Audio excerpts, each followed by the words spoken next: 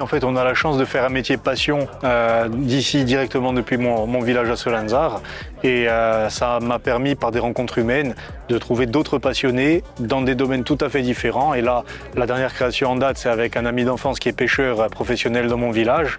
Il s'appelle Alexandre Loukine et il m'a fourni un rostre d'espadon qu'il a pêché lui-même à Solanzar, avec lequel j'ai réalisé un cadran donc, dans cette espèce d'ivoire des mers qui vient aussi mettre en valeur ce savoir-faire artisanal qu'on a sur notre île. Et la surprise, c'est aussi de créer ces objets où on ne nous attend pas, puisqu'un pêcheur et un horloger qui travaillent ensemble, c'est assez incongru.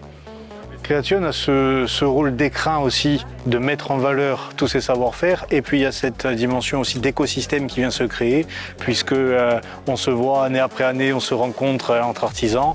Et justement, on revient sur cette dimension de collaboration qui peut émerger.